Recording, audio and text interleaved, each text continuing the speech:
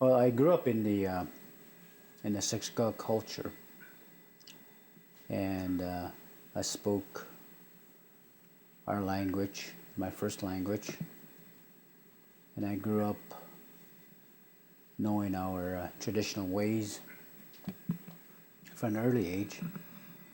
So I guess all my thoughts and my singing and my play and my everything was in the Siksika culture.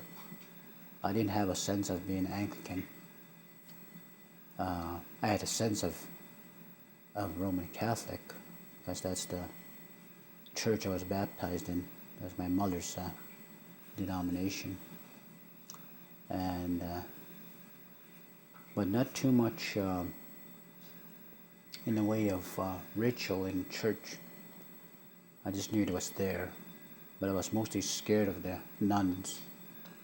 So when my mother would go to the mission, RC mission on reserve, I'd see the nuns coming, and there'd be a clattering of whatever they was clattering around their waist, and I'd run out of the building before I saw that white whatever and the black cloaks they wore. So I ran out.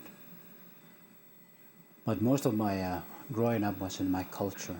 I learned the songs, and my dad would make us would sing for us, and me and my younger brother we'd dance around, and when we were outside playing, it was humming those songs and thinking in my language and doing things in my language. Hardly any English until the time I was 7 years old. I was supposed to go to school at 6 years old, but I got hurt. I hurt my back. I fell from the barn and landed on my back. So that left me out of school for a year. Then I went to school at 7 years old. During that time, my mother was being pressured by the RC priests and nuns to get away from the what they called the heathen ways of our people. That's a Sundance and that. But she told them that she wasn't involved in that. But then they got back to her again, and they told her that she had been seen at the Sundance, and of course my dad was one of the spiritual leaders in our societies, and through the spy network they had with the RC Church, they convinced the priest that my mother was actually involved through my dad. So they asked my mother, "You got to tell your husband to burn all that stuff, otherwise you're going straight to hell," and all that stuff. And my mother refused, and they said, "Well, if you don't, then you'll be excommunicated." And so they excommunicated my mom from the RC Church, which was very devastating to her. She was a devout Catholic at the time. And my dad then went to the Anglican priest and asked if my mother could be accepted into that denomination, and she was. And that's how I ended up going to Anglican school. But not without a lot of red tape, because then we had to have permission from Ottawa. Indian agent had to write a letter and all this kind of stuff, and because the law says you got to go to the school of your denomination and all that. That's the Indian Act, and it still stipulates that to this day. But anyways, we had to have a written permission, and then we're allowed to enter the Anglican residential school, which was the Old Sun Residential School. And that's when I first knew about Anglicanism, and began to participate in the services. Took a while, because it took a while before I got the hang of the language too.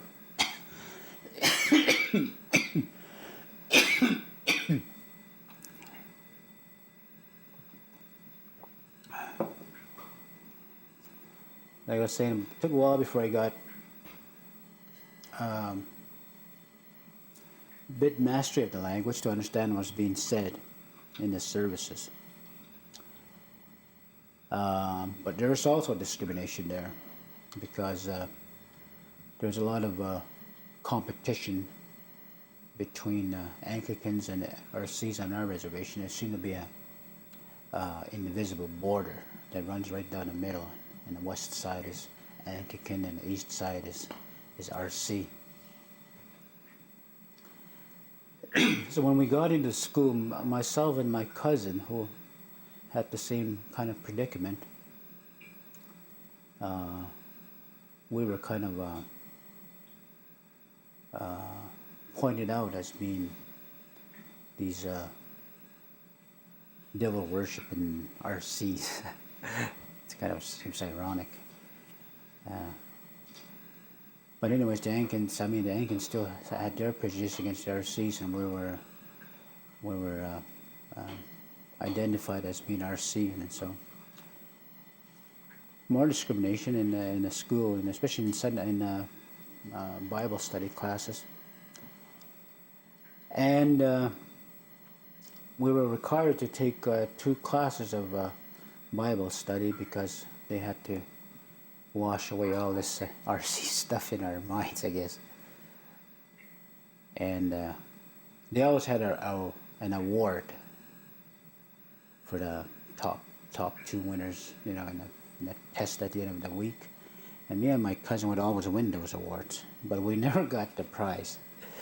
The 3rd place always got the prize, because then they turned around and said, well, these people got the prize because they had to take 2 classes and essentially they're cheating. But I got to learn a lot about the Bible anyways. So that's my early experiences with Anglicanism. It got to be my first taste of organized religion, I guess.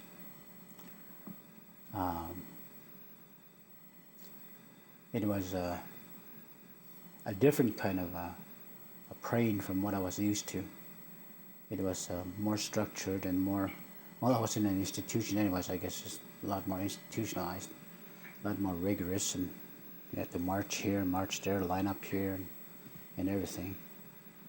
And you got up in the morning and you prayed, you went downstairs, you washed up, and into morning service you prayed, got downstairs and lined up, and you marched into the dining room, then you prayed, then you sat down to eat, then you got up at the end of the meal, you prayed, then you went outside and did chores, then you went upstairs for morning service, you prayed again, got back in the classroom. When you got in the classroom, you sang God's O Canada, and then you prayed, and then before recess you prayed again, after recess you pray again, before noon recess you pray again, go march down, line up, wash up, march into the dining room, pray, eat, finish, pray, march out again, go for recess, then go back to classroom, and then stand up and you pray again, and have a class, and then recess again, you pray before you go, and then you come back after, pray, then you pray at the end of the day and sing God Save the Queen.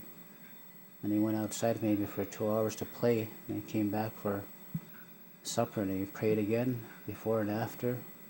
Then you went and played outside for a little bit more, and you went to evensong, and you prayed there again, and then went downstairs, had a snack, and you prayed there again, and then they send you up to bed, and you pray again, and that's the whole day.